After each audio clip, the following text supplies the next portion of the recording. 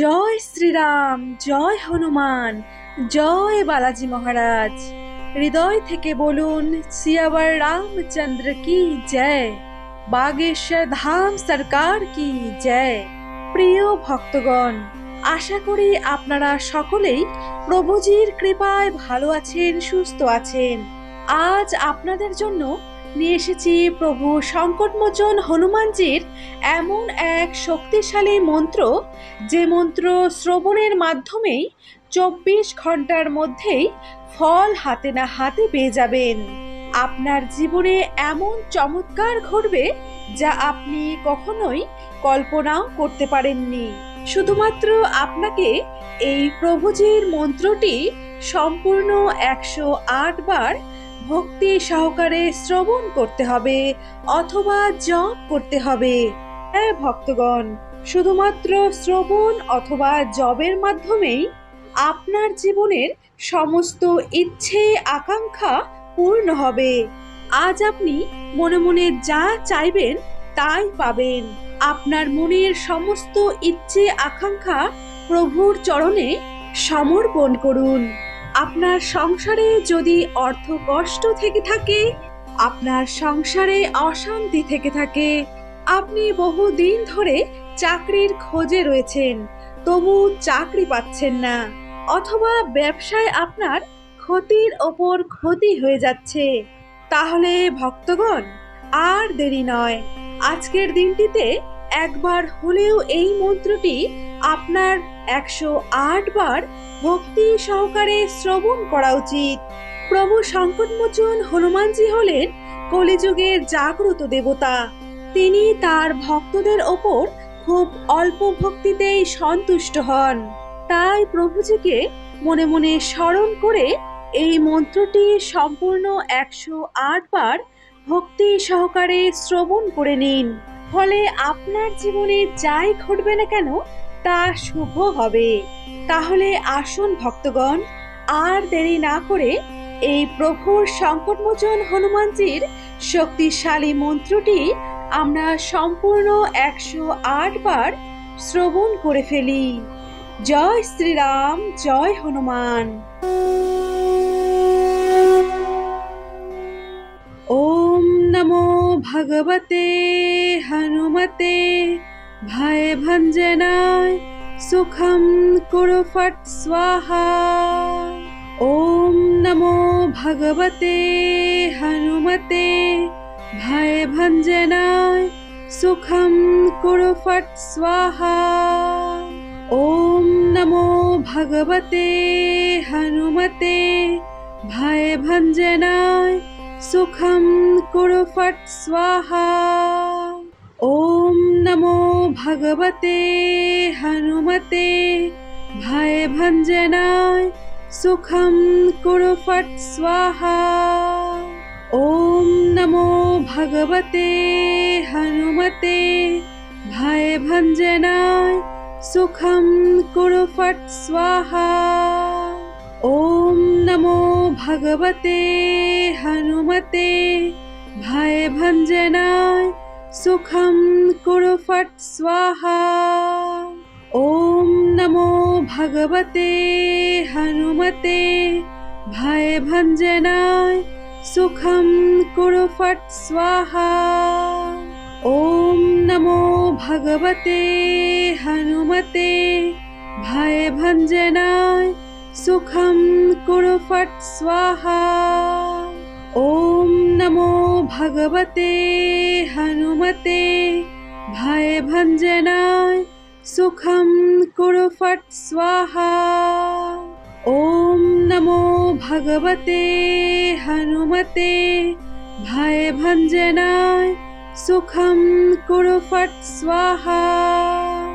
ওম নমো ভগবতে হনুমতে ভয় ভঞ্জনায় সুখম কুরু ফট স্বাহা। ওম নমো ভগবতে হনুমতে ভয় ভঞ্জনায় সুখম কুরু ফট স্বাহা। ওম নমো ভগবতে হনুমতে ভয় ভঞ্জনায় सुखं कुरु फट् स्वाहा। ॐ नमो भगवते हनुमते भयभञ्जनाय सुखं कुरु फट् स्वाहा।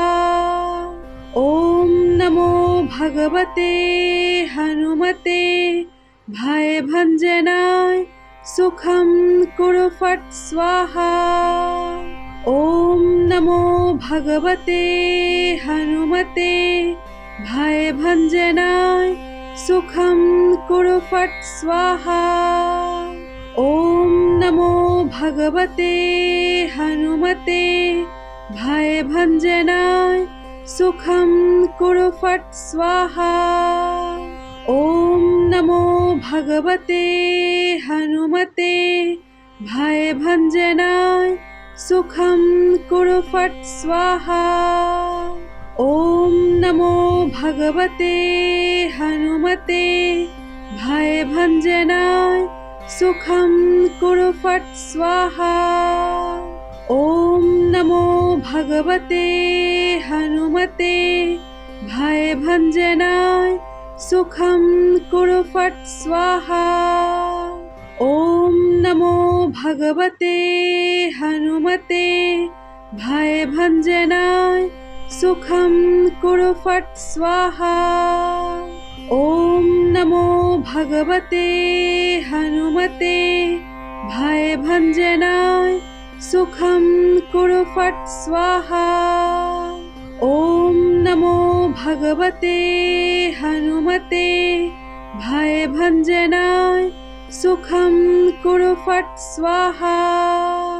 ॐ नमो भगवते हनुमते भयभञ्जनाय सुखं कुरु फट् स्वाहा। ॐ नमो भगवते हनुमते भयभञ्जनाय सुखं कुरु फट् स्वाहा।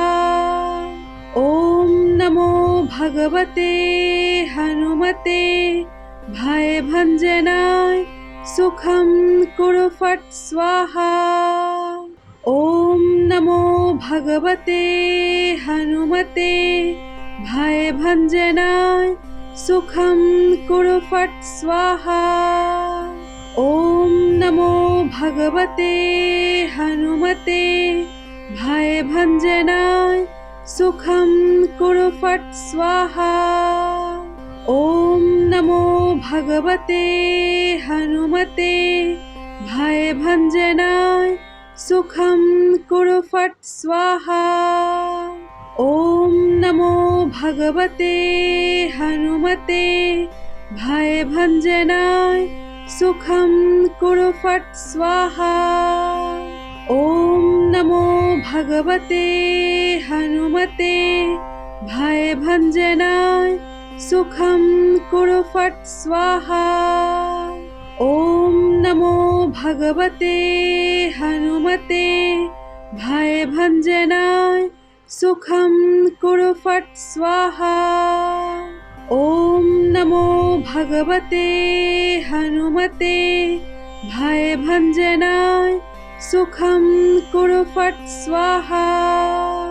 ॐ नमो भगवते हनुमते भयभञ्जनाय सुखं कुरु फट् स्वाहा।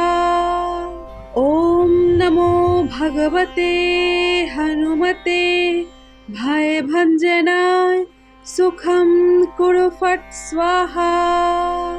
ॐ नमो भगवते हनुमते भयभञ्जनाय सुखं कुरु फट् स्वाहा।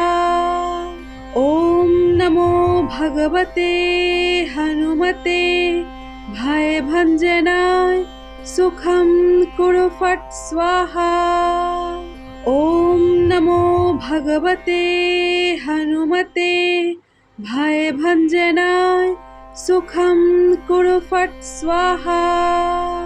ॐ नमो भगवते हनुमते भयभञ्जनाय सुखं कुरु फट् स्वाहा। ॐ नमो भगवते हनुमते भयभञ्जनाय सुखं कुरु फट् स्वाहा। ॐ नमो भगवते हनुमते भयभञ्जनाय सुखं कुरु फट् स्वाहा। ॐ नमो भगवते हनुमते भयभञ्जनाय सुखं कुरु फट् स्वाहा। ॐ नमो भगवते हनुमते भयभञ्जनाय सुखं कुरु फट् स्वाहा। ॐ नमो भगवते हनुमते भयभञ्जनाय सुखं कुरु फट् स्वाहा। ॐ नमो भगवते हनुमते भयभञ्जनाय सुखं कुरु फट् स्वाहा। ॐ नमो भगवते हनुमते भयभञ्जनाय सुखं कुरु फट् स्वाहा। ॐ नमो भगवते हनुमते भयभञ्जनाय सुखं कुरु फट् स्वाहा। ॐ नमो भगवते हनुमते भयभञ्जनाय सुखं कुरु फट् स्वाहा।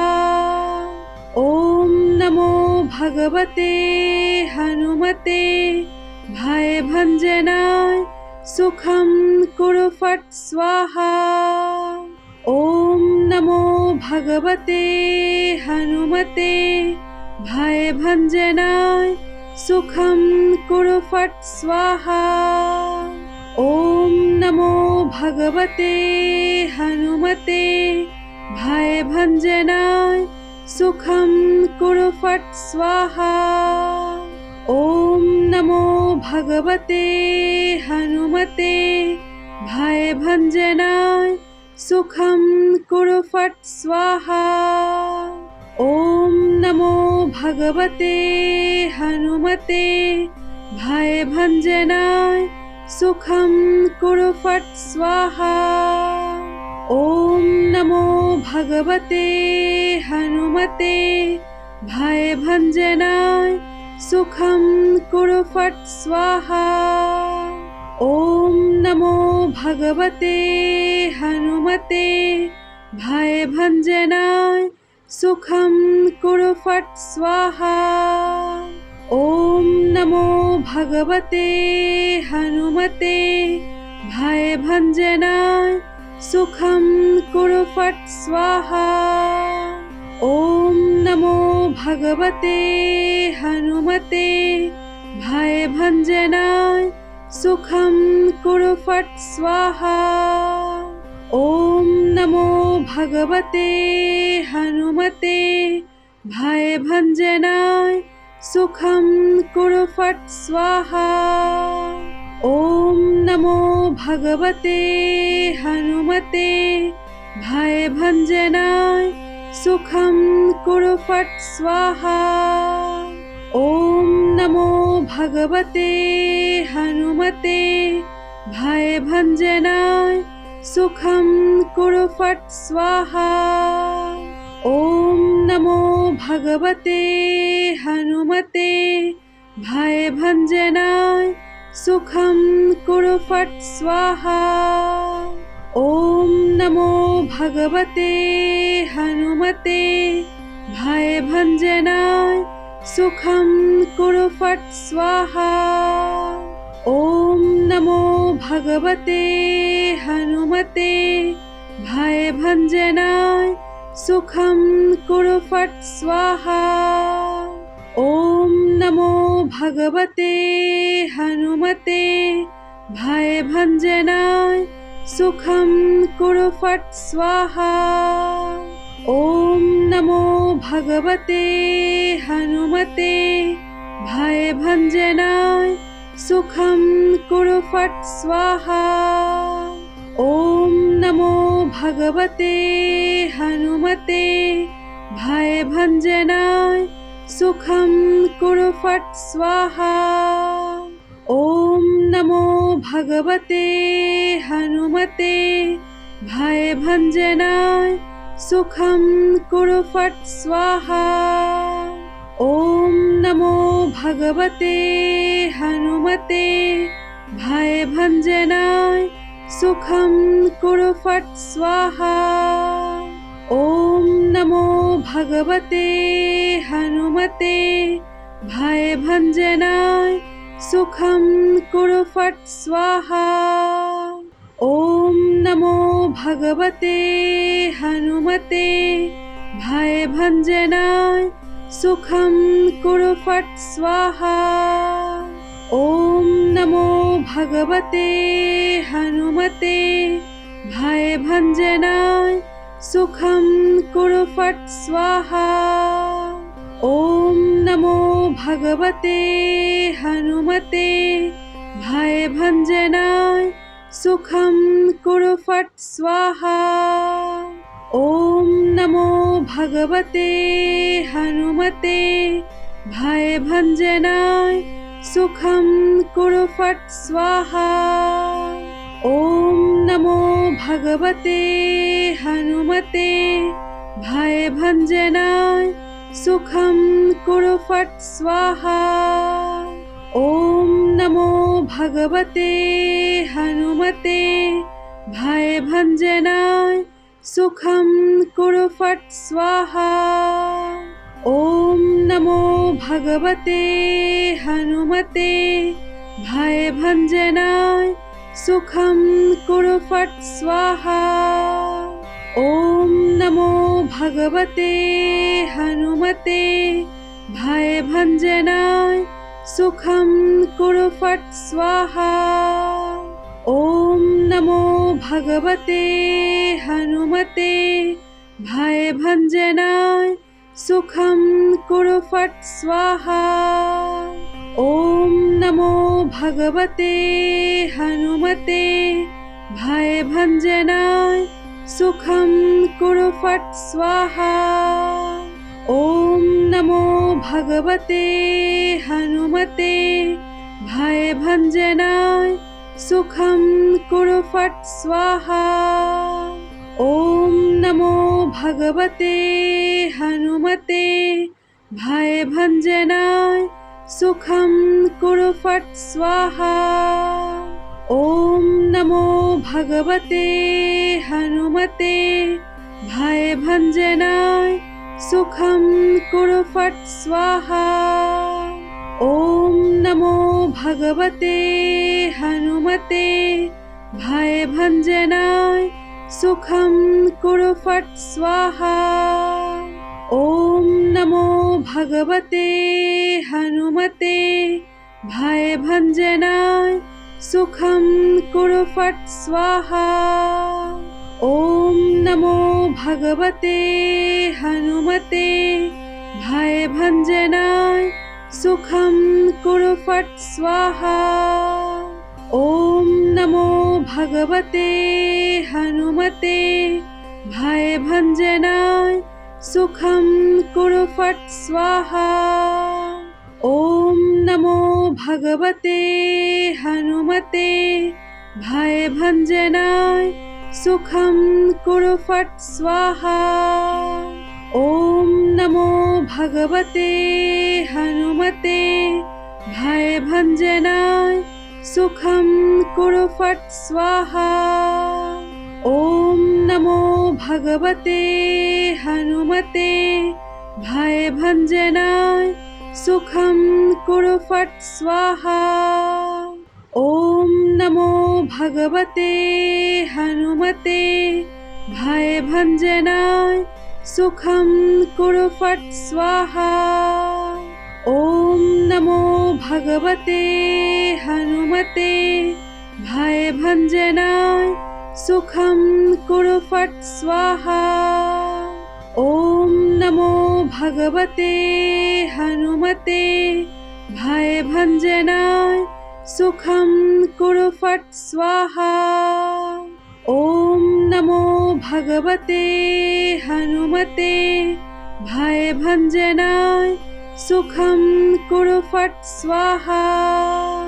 ॐ नमो भगवते हनुमते भयभञ्जनाय सुखं कुरु फट् स्वाहा।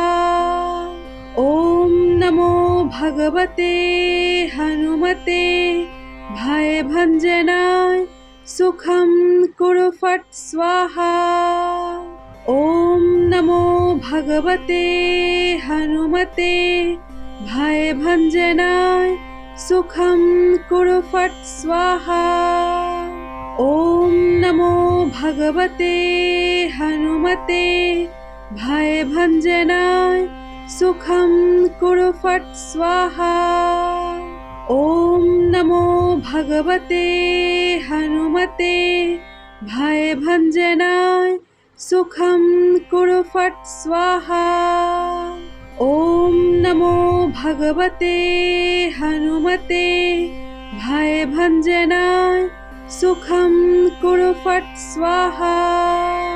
ॐ नमो भगवते हनुमते भयभञ्जनाय सुखं कुरु फट् स्वाहा।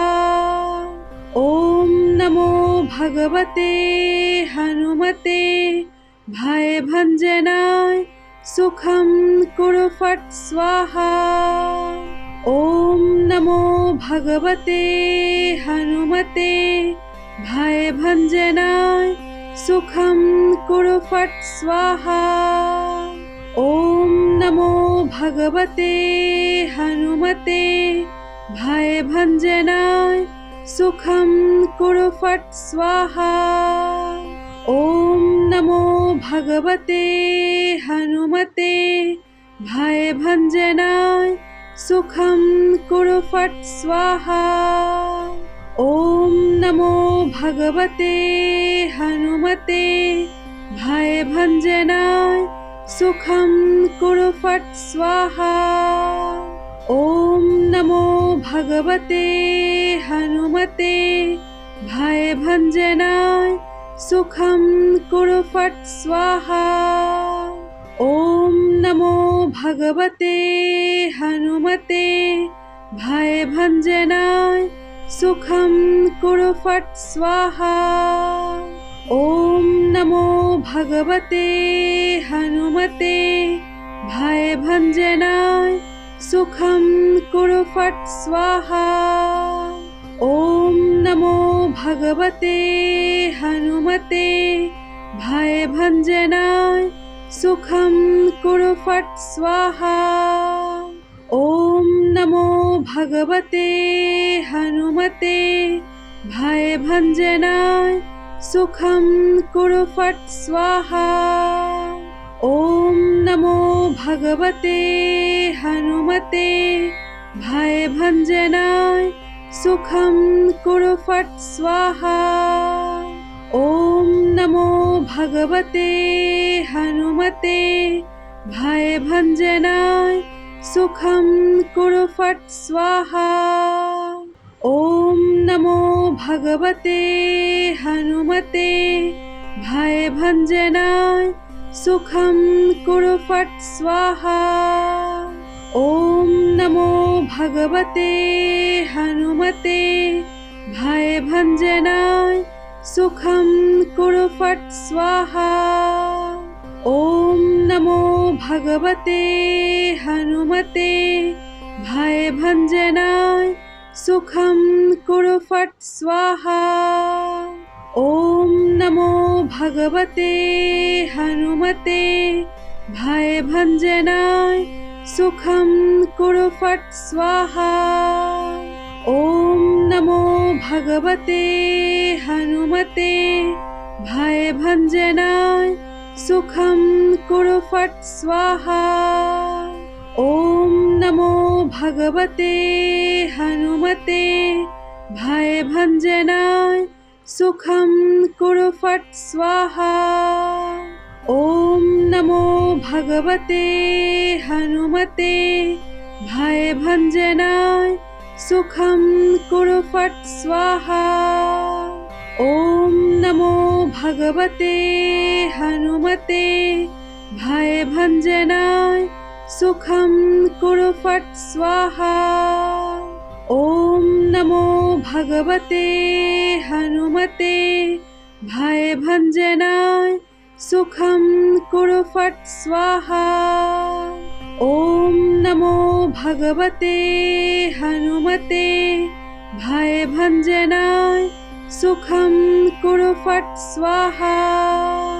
ॐ नमो भगवते हनुमते भयभञ्जनाय सुखं कुरु फट् स्वाहा। ॐ नमो भगवते हनुमते भयभञ्जनाय सुखं कुरु फट् स्वाहा। ॐ नमो भगवते हनुमते भयभञ्जनाय सुखं कुरु फट् स्वाहा। ॐ नमो भगवते हनुमते भयभञ्जनाय सुखं कुरु फट् स्वाहा। ॐ नमो भगवते हनुमते भयभञ्जनाय सुखं कुरु फट् स्वाहा।